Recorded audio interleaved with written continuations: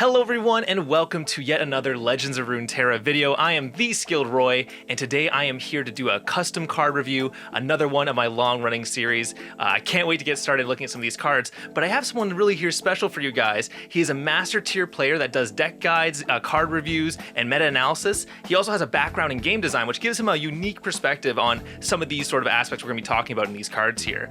He's not showing his face here, so I just have his logo right here. He's doing a 1K subscriber reveal, face reveal type of thing, so please go check him out. But when he does that, it'll be really cool, and then we can have like a proper collaboration with our faces both next to each other here next time. But in the meantime, Bomber, how's it going, man? How you doing? Everything is fine, man. Thank you for having me here in the channel, and yeah, looking forward to this. Awesome. All right, so I think we have a couple cards to look at today. Let's take a look at some of our first ones. Okay, the first card we have here is a card called Do or Die in Noxus.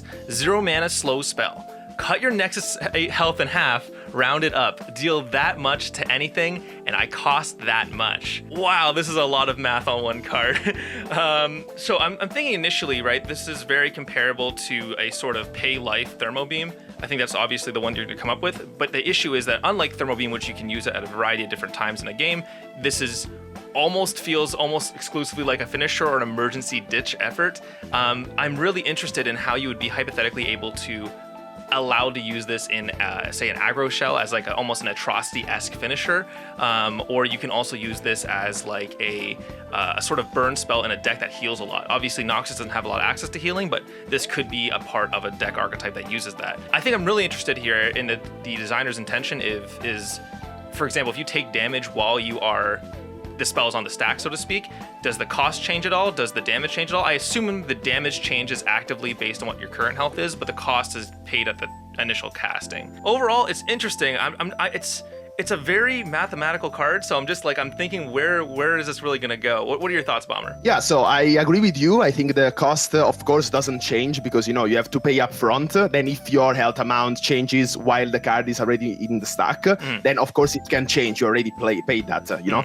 Instead, for the damage, I agree also with you. I think it changes like dynamically if your health as well changes.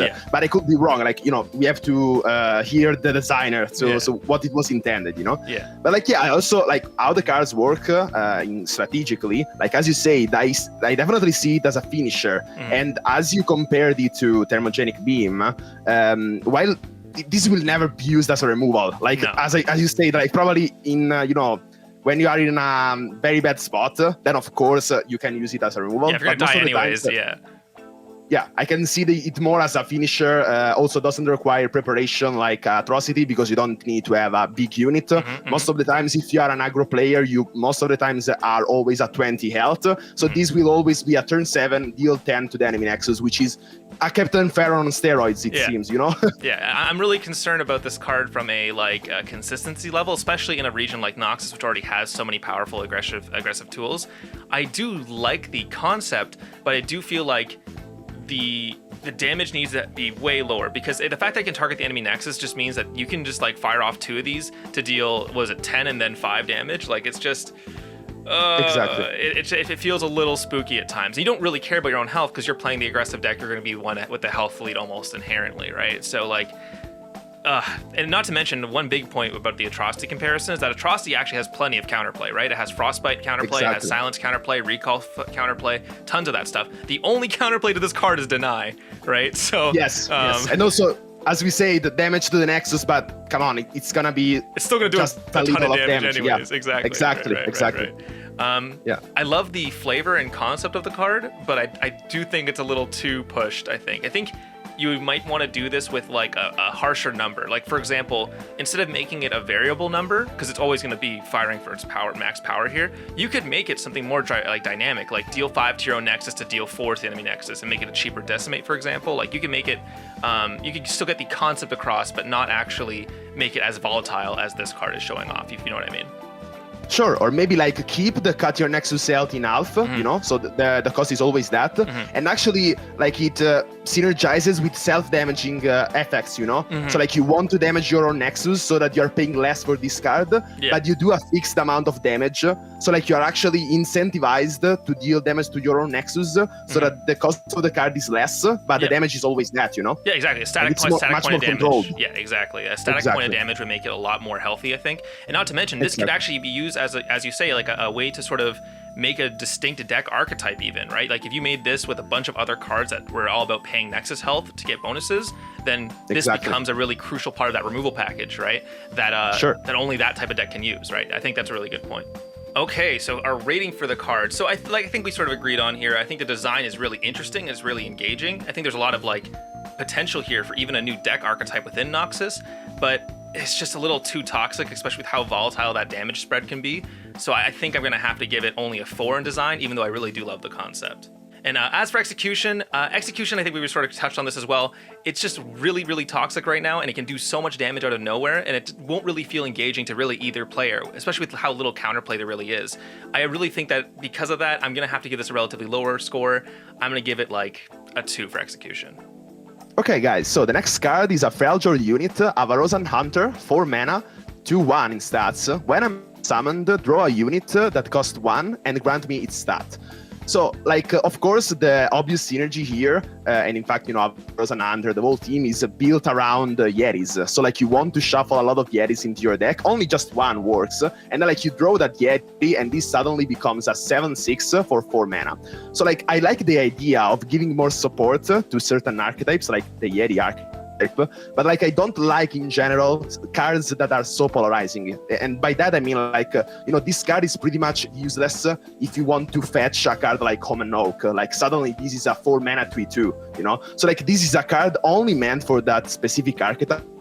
And you know, such a specific design, in my opinion, is not a good design in general. But like other than that, the card could be kind of balanced. So what do you think, Roy, there?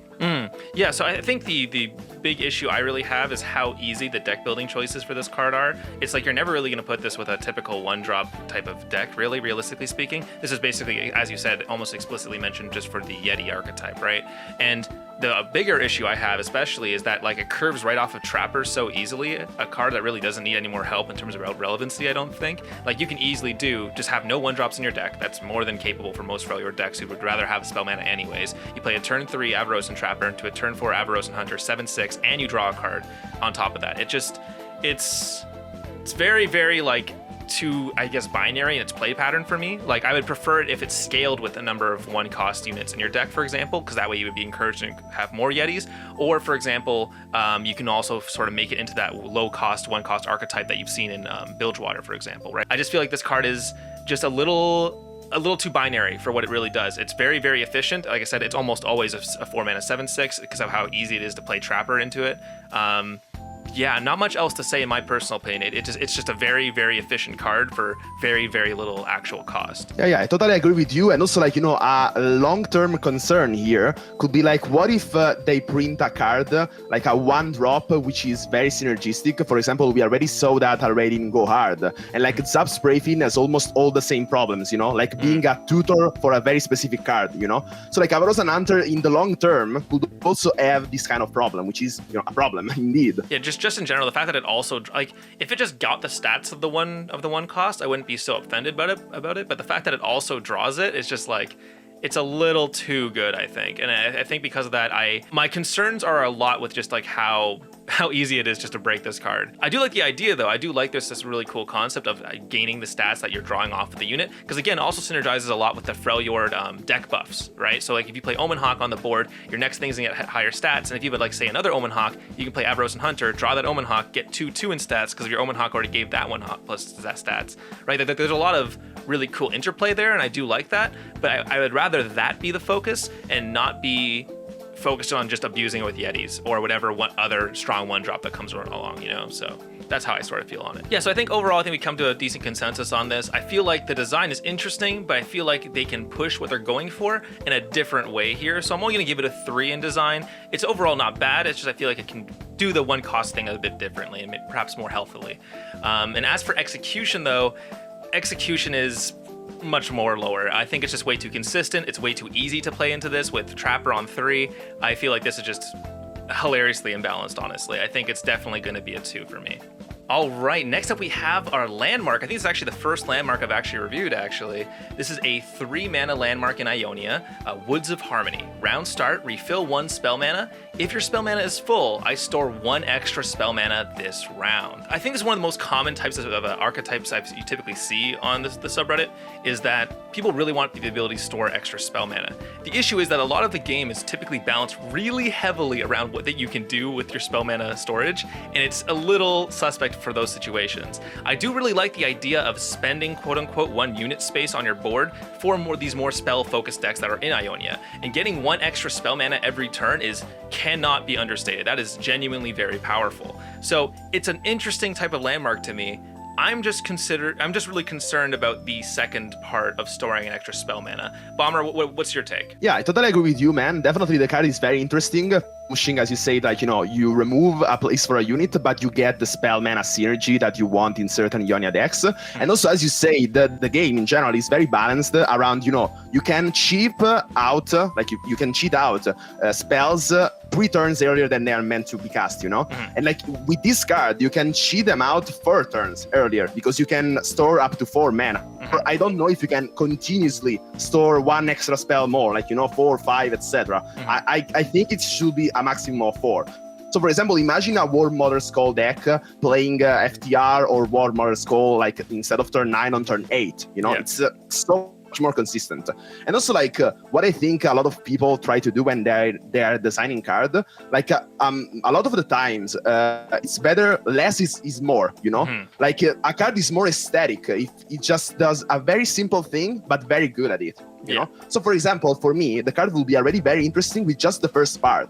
And since the second part is also pretty threatening in terms of, game balance, like I would get rid of it completely. And then if the card is too, not efficient because you're just refilling 1 spell mana for 3 mana, then, for example, you can reduce the cost instead. But it will be more aesthetic, in my opinion. Yeah, I think if you were to remove the second part, you can totally knock the spell cost of this down. You can probably put this down to 2. If you want to be really spicy, you can put it down to 1, but that's a little concerning.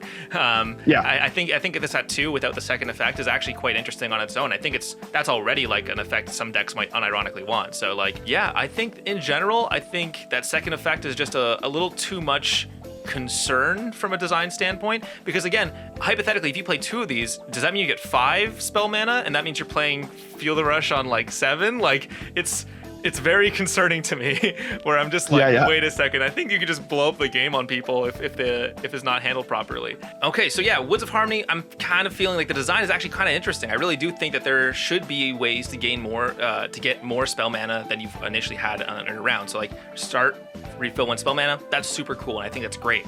However, the second effect gets to this dicey zone, especially in multiples, that I can't really say it's going to be completely healthy, so I'm only going to give it a 4 in terms of design. As for execution, like we said, that second line is just way too powerful, and explicitly not saying that doesn't work in duplicates means that you can be casting Feel the Rush on turn 7, on turn 6. Like it just gets a little spooky for what it can really realistically do. So I'm gonna say for now, I think that Woods of Harmony is only a 2 in terms of execution. So okay, guys, up next we have Hexplosive Hurler, a unit from Piltover Zone, 2 mana, 3/2 in stats, and it reads the next damaging spell you play this round gains Overwhelm. So, like this card, reading it, it feels very interesting for sure. Like, getting more spells to overwhelm, like for example, a Lux type of effect with its final spark. It's very interesting. But from the balance standpoint, like there are so many cards that break this card, like immediately. For example, think about single combat or concerted strike, especially the second one. Like they count as non-combat damage, so like you can remove something and also have your units deal the remaining damage to your opponent Nexus. The same applies to just Piltover Zone cards. For example, think about Thermogenic Beam or Tri-Beam Improbulator, which can grow very big very quickly. And also like think about Atrocity. Like if you can't OTK your opponent immediately, like you can remove something in the meantime while also dealing the excess damage to the enemy Nexus. So like, yeah, very interesting card, but it is so cheap that you can really combo it off very, very easily. So like a very quick solution for this card that could be to increase its mana cost. At least like going for a 4 mana, 4/4, same effect would be much, much more balanced than having this kind of very great effect on such a cheap unit. What do you think about this, Roy? Yeah, I think you hit the nail on the head there. I think how cheap it is the biggest issue here, because when you play this as a flat 2-drop, not only is it just a well-statted unit on its own, 2 mana 3/2 is totally fine, but the fact that it can then enable that all these other highly powerful spells onto the board just can get really, really overwhelming really quickly. Another really big one I would like to mention is actually cards like Avalanche or Icequake, things that are just gonna like blow up someone's board, and if they have a bunch of weaker units, they can just completely get annihilated. Like they have like say like 5/1 like X1s, right? Like there's a bunch of card effects like this. Any damage-based board wipe, Thermal Beam, like you mentioned. If you play this on like let's say turn 8, right? Let's say you have 3 spell mana available. You play Hurler, you use this on their like X1 drop. That's 9 damage to the Nexus instantly, right? And on top of that, they can't even really counterplay it beyond a buff spell, because we know that Overwhelm goes through barriers, for example. We've seen that when you try to barrier block an Overwhelm unit, right? You can't even kill it in response, because if you kill it in response, it still targets the Nexus, similar to how Lux's Final Spark works. So it's just like, if you play this into Thermal Beam or play this into Concerted Strike, they just die. And it's just like, they can't really do anything about it. And while I do agree that obviously burn is a part of P&Z's like warehouse, so to speak, and giving keywords now is too, as we've seen with a lot of the cards they came out with Cosmic Creations, they have a lot of cards that care about keywords, and that's great. So I think this is a perfectly like inherently this good design from a region standpoint, right? But I just feel like it's so efficient and so powerful that you could just completely invalidate some people's strategies just by blowing them up with like 15 damage from one move, right? And it's a little too good at doing that, I think. I do like the design though. I do think it's really cool. I think giving spells keywords is a really cute idea. Like giving a spell Lifesteal, for example, it was equivalent to giving it Drain, you know what I mean? Giving it Overwhelm is equivalent to giving it a burn spell, making it a burn spell as well, right? I think those ideas are great.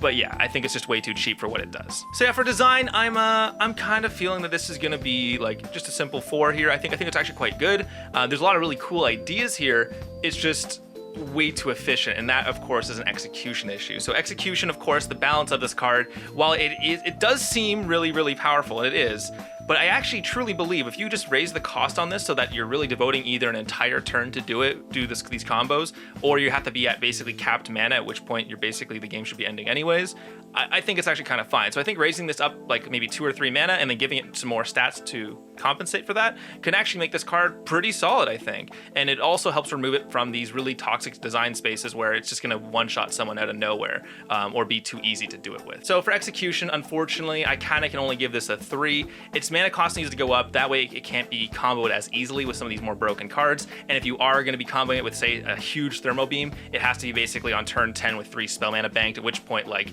you're entering the feels the rush type of territory of powerful effects anyways, so it's kind of probably fine.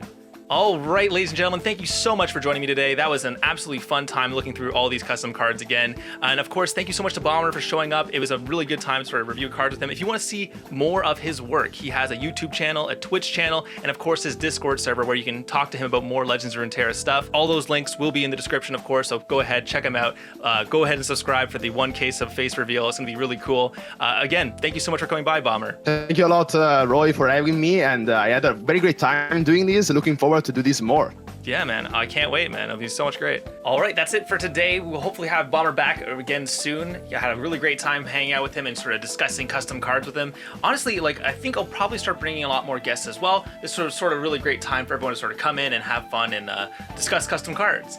But until then, if you want to see more of this stuff, of course, I would really appreciate a like, a subscribe, all that good stuff. You can also join my Discord as well. I'll be talking about custom cards there and the future designs of Legends of Runeterra as well there. But that's about it for me. Thank you so much again for watching. Peace out.